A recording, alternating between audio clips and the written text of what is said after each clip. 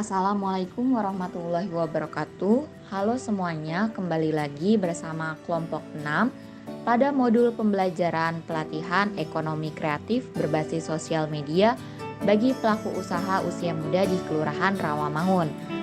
Adapun anggota kelompok kami yang akan memandu kegiatan pembelajaran pada kali ini adalah Ahmad Farhani, Eka Sarmila, dan Putri Adelia Febriani. Selamat belajar! Pada pembelajaran pertama ini, kita akan membahas tentang apa itu gaya hidup berkelanjutan. Berkelanjutan juga dapat diartikan sebagai suatu yang berulang-ulang. Dalam bidang ekonomi, istilah ekonomi berkelanjutan menandakan bahwa kegiatan ekonomi sebaiknya berlangsung dalam waktu yang lama dan memberikan kebermanfaatan bagi banyak pihak. Selanjutnya, aspek dan topik pembangunan berkelanjutan. Kegiatan ekonomi yang stabil adalah hal penting dalam kehidupan, sebab pada dasarnya manusia senantiasa memiliki kebutuhan yang harus dipenuhi. Namun, pemenuhan kebutuhan yang terjadi seperti pada hutan Kalimantan bukanlah jawaban. Merusak ekosistem tidak akan menciptakan kegiatan ekonomi berkelanjutan, apalagi menciptakan keadilan bagi banyak pihak yang terlibat. Baik konsumen dan produsen harus memperhatikan segitiga berikut guna menciptakan keteraturan ekonomi berkelanjutan.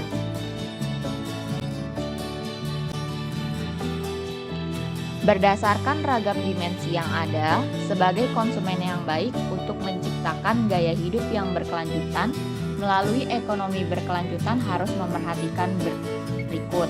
Yang pertama, dimensi ekologi. Yang kedua, dimensi ekonomi. Yang ketiga, dimensi sosial. Dimensi ekologi dibagi menjadi yang pertama, penggunaan inovasi sumber daya terkait produk dan layanan. Yang kedua, penggunaan energi. Ketiga, pengembangan produk. Dan yang keempat, efek dari penggunaan sumber daya. Di dimensi ekonomi dibagi menjadi produksi berlebih, bukan pola hutang yang berkelanjutan, masalah mobilitas, risiko kesehatan, dan kualitas penumbuhan ekonomi. Sedangkan dimensi sosial yang pertama, kemiskinan, konflik konsumsi, kontrak pembangkitan, krisis ekonomi, kompleksitas keputusan konsumen, dan kualitas sosial suatu produk. Pembahasan selanjutnya ialah prinsip pembangunan berkelanjutan. Guna memiliki kehidupan ekonomi yang lebih baik, seorang konsumen harus memahami pembangunan berkelanjutan. Sebagaimana deklarasi tujuan pembangunan berkelanjutan nomor 12 tentang responsible consumption, seorang konsumen harus bertanggung jawab terhadap kegiatan konsumsi yang ia pilih. Berikut adalah prinsip pembangunan berkelanjutan yang harus diterapkan oleh konsumen. Pertama, integrasi aspek ekologis dengan aspek ekonomi dan sosial ke dalam suatu sistem yang seragam merupakan kebutuhan pokok. Kedua, konteks wilayah merupakan salah satu dimensi cara pembangunan berkelanjutan yang perlu dipertanggungjawabkan. Dan yang ketiga, pembangunan berkelanjutan juga memiliki dimensi waktu.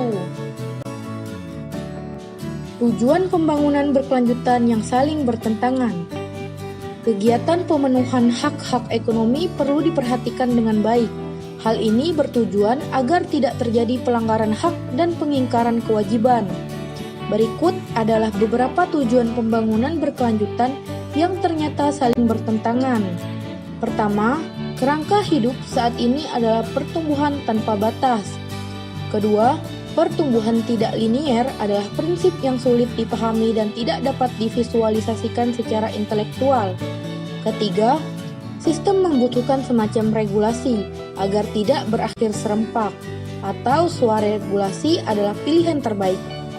Keempat, meskipun harus jelas bagi kita semua bahwa keterkaitan masa kini, masa lalu, dan masa depan tidak terbatas pada kisah hidup pribadi kita. Saling ketergantungan ini sering diabaikan dalam kaitannya dengan konsumsi. Kelima, pembangunan yang berkelanjutan dan efektif membutuhkan orang-orang yang siap untuk berpartisipasi secara aktif dalam proses sosial yang terbuka untuk dialog. dan membuat keputusan berdasarkan informasi. Dan yang terakhir adalah jelas juga bahwa hingga hari ini produk yang efektif dan berkelanjutan belum ada. Kegiatan konsumsi berkelanjutan. Ilmu ekonomi lahir karena manusia senantiasa memiliki kebutuhan yang tak terbatas, sedangkan alat pemuas kebutuhannya terbatas. Melihat hal ini, seorang konsumen mesti bijak untuk menciptakan kegiatan konsumsi berkelanjutan. Berikut adalah 3 tips untuk menciptakan kegiatan konsumsi berkelanjutan.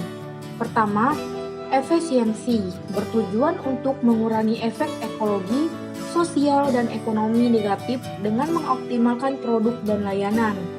Kedua, kecukupan bertujuan memperlambat pertumbuhan ekonomi dengan membatasi eksploitasi sumber daya dan masukan energi. Dan yang terakhir adalah konsistensi, bertujuan untuk mengatur proses ekonomi dengan cara lebih baik disesuaikan dengan sirkuit alami. Dimensi keberlanjutan sebagai motif konsumsi. Ada 3 dimensi keberlanjutan yang harus diperhatikan konsumen dalam kegiatan konsumsi, yaitu dimensi ekonomi, ekologi, dan sosial.